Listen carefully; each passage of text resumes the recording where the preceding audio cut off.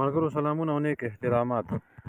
نن راته یو خوږ ملګري ووی په دې بوټي باندې لږ بحث وکړه او هغه زما سره یو نشست باندې ناست و، نو ښه کافي راته د دې بوټي فواید یې راته هم بیان کړو.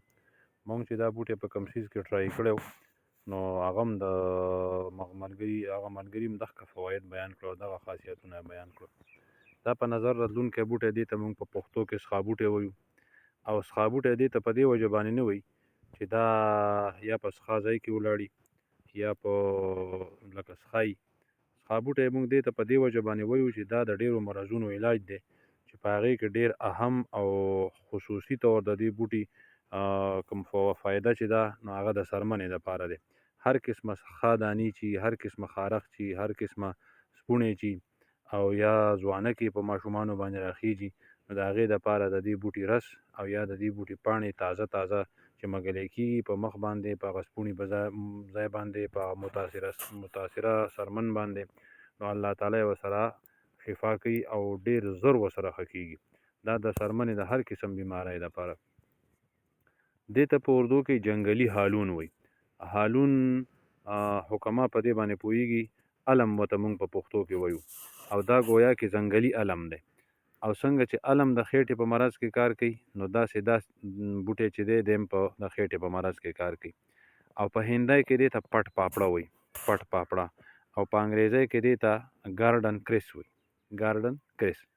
دا ډېر د کار بوټی دی، ښکاري ډېر زیات بې فایدې بوټی مونږ تاسو ته لګي، خو دا ډېر انتهایي فایدهناک او ډېر انتهایي د کار بوټی دی. مونږ او ستاسو ته په شپه ورځې په لارو کوڅو کې دی مونږ وینو او د خپو د لاندې کوي، خو دا ډېر بهترین او ډېر زیات فایدهمند بوټی دی. د دې رس په قدر د یوې پیالې سهار ماښام څښلو سره، یوه پیاله یې سهار یوه پیاله یې ماښام، په هغې کې د خېټې هر قسمه تکلیف الله تعالی ورسره ښه کوي. نقرس مونږ تاسو چې ورته د وړو جوړونو درد وایو او ګاوټ ورته وایي، نقرس چې ورته وایي، او سر درد او تبه، دا درې څلور بیمارۍ د دې د رس په وجه باندې الله تعالی ختموي. د دې پوډر دا چې وچ کړی شي په سوري باندې او بیا یې پوډر کړی شي چې مونږ تاسو ورته په طب په اصطلاح کې صفوف وایو. د دې صفوف په قدر د یوې تولې سحر او یوه توله ماښام خوراک دا فریکچر کوم هډوکی چې مات شي هغه زر ورولي، د هغې په زر وروستو کې مدد کوي. او د پاسه د تړلو دپاره پخه چې ورته مونږ تاسو په پښتو کې وایو پټی، پیسټ چې ورته وایي، د هغې نه یو پیسټ جوړ کړی شي او هغه په کپړه کې دغه وتړلی شي او بیا په هغه مات ځای باندې تړي نو دغه هډوکي ورسره زر دغ کېږي. دا څه لږ مقدار کې محرک هم دی، مونږ تاسو چې ورته انتشار پیدا کوونکی وایو دا انتشار هم پیدا کوي او ټانک هم دی، طاقتور څیز هم دی، دغه نه دی، دا کمزوری بوټی نه دی.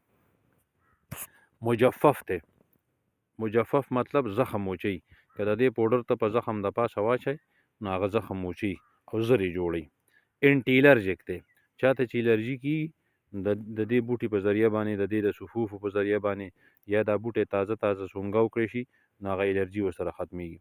سوزش سوی چې ورته مونږ تاسو وایو دا کمی، که هغه د معدې او که هغه د عام بار د یو اندام باندې سوی نو په معده کې خو د خوراک په طور به استعمالیږي او په بار اندام ایکسټرنلی بیرونی طور استعمال چې دی نو هغه به په پیسټ په شکل باندې کېږي.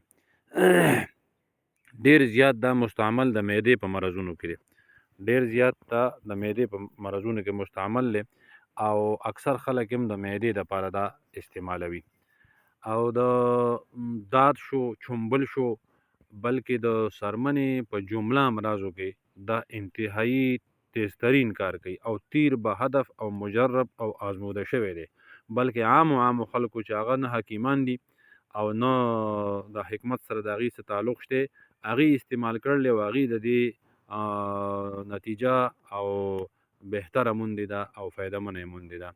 ځوانکې چې کوم په دې هلکانو جینکو باندې په ځوانۍ کې په مخ باندې ځوانکې راخیږي د هغې دپاره د دې رس استعمالول ډېر بهترین دی.